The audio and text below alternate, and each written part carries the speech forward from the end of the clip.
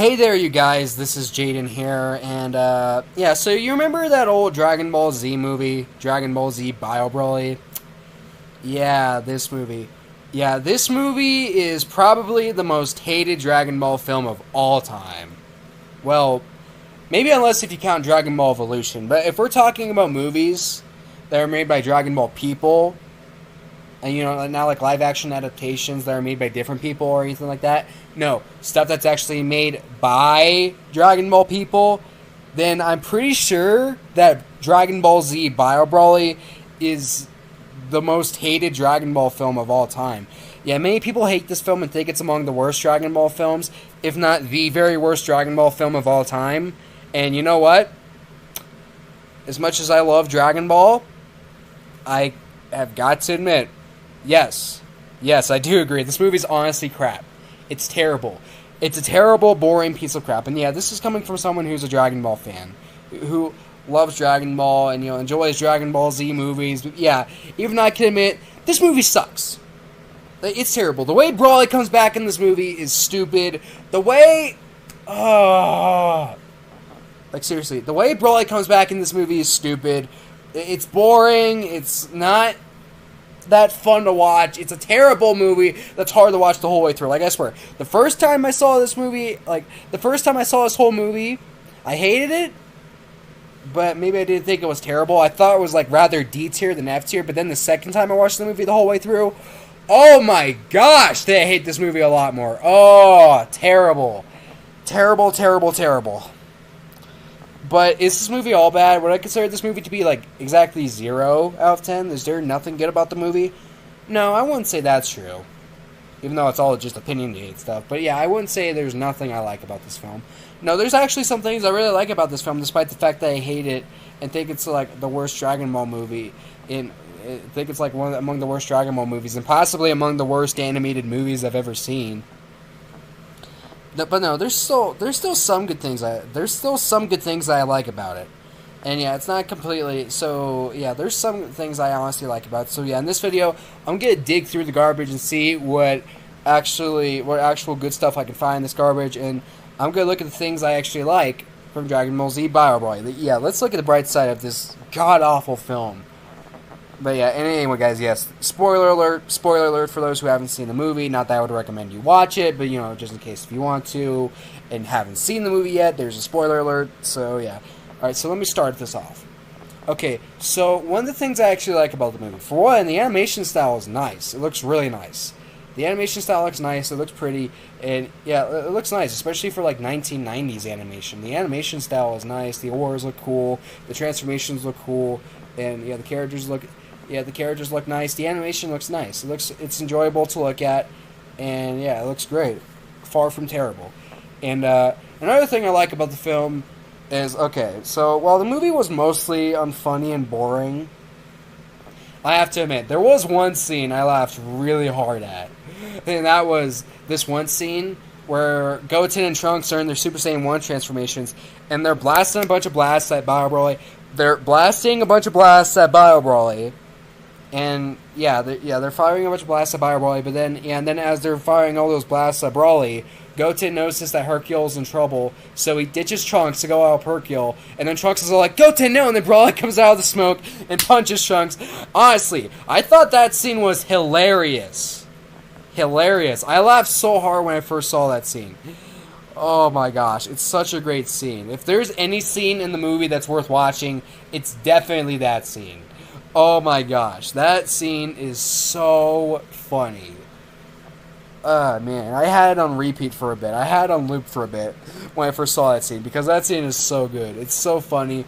Seeing Goten and Trunks work together against Broly, but then Goten sees that Hercule's in trouble, and then Goten goes to save Hercule, and then Trunks is like, Goten, no! And then, yeah, the whole thing backfires on them, even though Goten was trying to be nice and go help Hercule. And Android 18, I guess Android 18 was pretty cool in the movie too. Android 18 is probably my favorite female character in Dragon Ball. She is a cool android. And yeah, I like the character development she goes through in Dragon Ball Z with her becoming husband and wife with Hercule, having a daughter, that cool stuff. And yeah, this honestly wasn't the only scene in the movie. The scene I was just talking about where Goten ditches Trunks. This honestly isn't the only scene in the movie that got a good laugh out of me. Like, I honestly did laugh at the scene where Krillin needed to take her daughter, where Krillin needed to take his daughter. Yeah, this one scene at the first act in the movie where Krillin takes his daughter Marin to the bathroom, and yeah, she really needs to go, but it's too late. So yeah, she does the what. She pees before they could even enter the bathroom, and then Krillin's like, oh.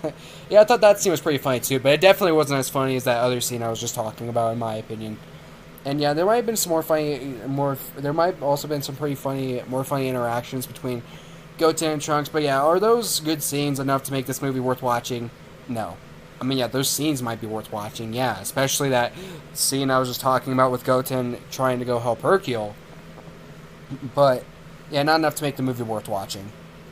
Yeah, and now the last thing that I want to say I like about this movie. The last thing that I like about this movie that I'll address in this video. Okay, now, as bad as this movie was, it did do something really cool. Something I thought was really cool, and I can imagine this thing getting me to like the movie more, getting me to actually love this movie at some point in the future, even though I don't plan on going back to rewatch this movie anytime soon, and see if I would actually love it, even though it's Dragon Ball Z. But yeah, there is something cool about this movie that I really liked. That I really liked it did that you don't get to see very often in Dragon Ball, and this movie did this one really cool thing. It had Goten and Trunks be the main characters for a change, and that was really cool. Seeing Goten be the main character of this movie, Goten being the main character of this movie is awesome to me because I really like Goten. I used to consider him my third favorite Dragon Ball character, but yeah, looking back. Yeah, now that I think that, like, screen time and all that stuff matters, is, like, one of the main things that matter, it matters a lot. Now they better understand that, screen time matters a lot when it comes to, like, best or favorite characters list. Yeah, I wouldn't consider him to be that high up, although I still really like Goten, though. He's a fun and enjoyable character. But top 10 Dragon Ball characters, no, I don't think he's that good. But he's still really good. He's still a really enjoyable and fun character, though. And yeah, seeing him be the main character of this movie, it's really cool. It's really cool how him and Trunks are the main characters of this movie. And they didn't make Goku the hero. Yeah, they didn't make Goku the hero in this movie, and that was really cool. As much as I like Goku, and I really like him getting the kills and stuff, yeah, I gotta say, it was really cool how they managed to do something different by not only not giving Goku the kill at all, but not having him fight at all. Heck, not making him important in any way at all. Well, at least until the end of the movie where he's eating and Bubbles reminds Goku that him and Pikkon need to go settle Broly down. So yeah, he was important in that scene, but we don't show him doing any importance in that scene. So yeah, Goku. So yeah, a movie where Goku isn't that important, that's something nice and different. It didn't have the help of Goku and Vegeta. And I gotta say, as much as I love Dragon Ball and I love seeing Goku and Vegeta be the most important characters, and they are my two favorite Dragon Ball characters. They've always been my two favorite Dragon Ball characters. I gotta say, it's something nice and cool that they managed to have a movie that didn't take they didn't have it be that much focus on the two characters. Yeah, they did something. They instead decided to do something different and have it focus more on side characters. That with not only having Goten and Trunks be the main characters, but also give us some stuff with Krillin, Android 18, and Hercule. Yeah, cool characters like those, and yeah, I really liked that they did that. It was really cool. I think that's my favorite thing about the movie. I mean, yeah, I've seen some people in the comments say that they actually like this movie because of that. Because of the fact that it didn't make Goku the hero, it didn't feature the help of Goku and Vegeta, and that's something nice and different. And instead had Goten and Trunks be the main characters of the movie. Yeah, that's not exactly a reason to like the movie, but still, though, even though it's people in moderate liking something that I hate, I have to admit, I respect and understand their opinions. I can see where they're coming from with that. Yeah, that makes sense, because, as much as I hate the movie, I gotta admit, that was really cool. That was really cool that they did that. It was really cool that they managed to do that, and I can imagine it getting me to love the movie at some point in the future.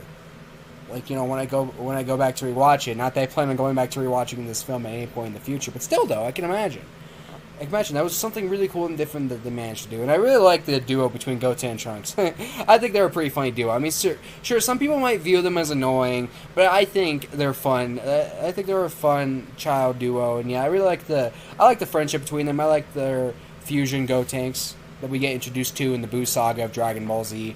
You know, it's really cool, and yeah, it was really cool how they managed to be the two main characters of this film. So yeah, something cool and different for Dragon Ball. But is that enough to make this movie good? No, it's not. But that's definitely something to appreciate from the film, though. Yeah, I really liked that I managed to do that. But is it enough to make the movie good? No.